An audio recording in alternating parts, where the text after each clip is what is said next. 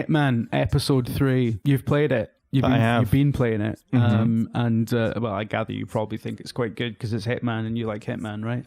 Well, not all of Hitman is amazing. Yeah. But is this amazing? I wouldn't say... Well, it has amazing moments in it. I don't think it has the same consistent quality of Sapienza. All right, okay. But then Sapienza is probably an all-time great Hitman map. So this doesn't always hit those heights, but there are moments in it. So it's a case of like the following Sapienza was always going to be a struggle. Yeah, I think so. A difficult third album. Well, I don't think they've necessarily struggled in terms of it being bad. Yeah, which it really markedly isn't. But you know, there's a complete level of quality to Sapienza, as I said.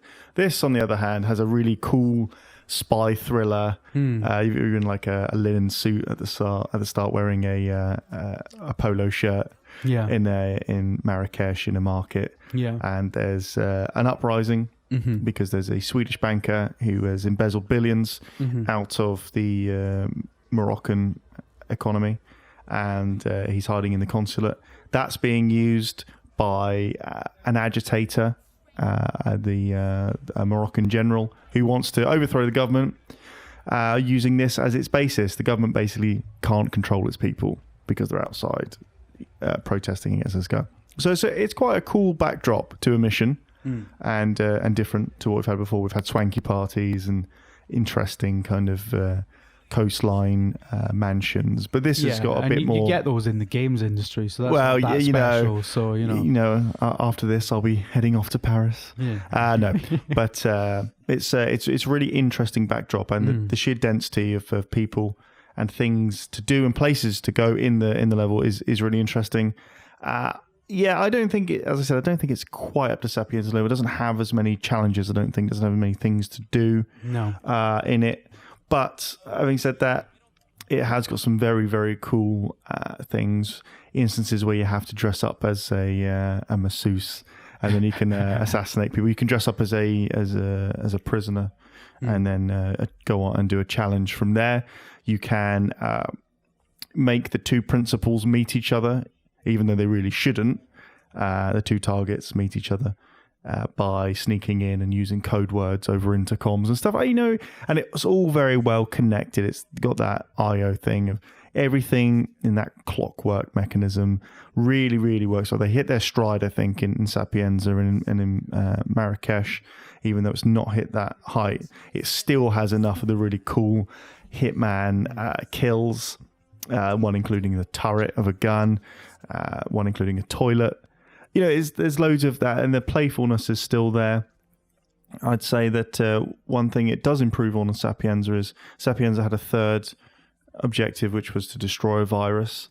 And I thought that took away I like that. You could go down into the lab, and you could do cool things with that. You could use the virus to assassinate one of the targets, etc. But in repeated plays, it got a bit annoying if you wanted to just kind of speedrun it or get the challenges done, because then you had to go down and kill this inanimate object, basically. Here, there's two targets, and there's some really cool sniping you can do in this one. Really, really cool.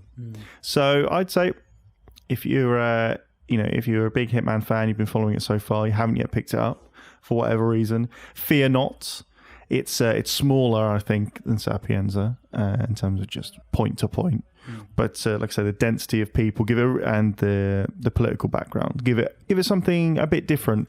So that's the globe hopping stuff. Yeah, maybe some people will want to stay in places a bit longer. I get that, but when you're going from such interesting locales to interesting locales, it's really, really cool. It is quite interesting how me and you have been covering this episodic iteration of Hitman since it arrived, really. And what always strikes me is how it keeps changing scene just very confidently, and that's interesting. That keeps it interesting, really. So it all looks very good. And of course, Marrakesh, famously the setting of Titus the Fox. So it's he's fun. There. He's one of the targets. He's the Swedish banker. He's the Swedish banker, Titus the Fox. Yeah. Well, I mean, people have been wondering where he went, right? So. Yeah. He's been embezzling. Yeah. One thing doesn't surprise me. It's from the 90s. Another thing I'll say before we go is that I really like how the tone is changing between the episodes. It does make you feel At the start, you get your little preview that says, here are your targets. And then it says like mission status active. And, you know, you do feel the tone change. Like you feel very Bond in the Paris mission, you know, kind of infiltrating there.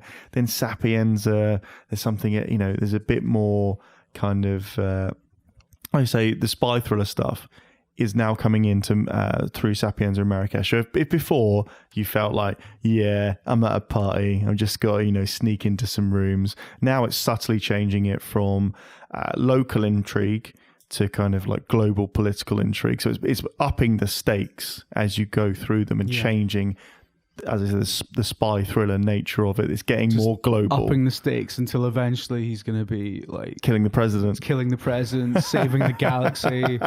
Just like, it's just going to escalate like Doctor Who until it means nothing. But they do feel different. They do feel like...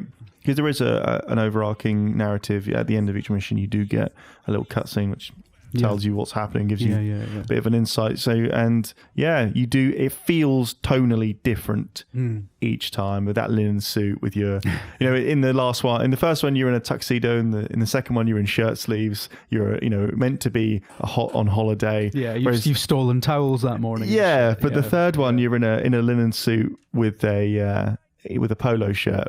Yeah. And that's the mark of an international killer. Like no one's wearing that unless you've just turned up from the Treadstone program. Absolutely. Oh, brilliant. Okay, we'll check out then. I mean, it's well worth sticking with, and I'm sure I'm going to look forward to seeing what the next one is. If you enjoyed that, click on the left for our review of Hitman Episode 2 Sapienza, or click on the right for our long play of Episode 3 Marrakesh. And do remember to like, share, and subscribe. Shouldn't they, Burns? Yes.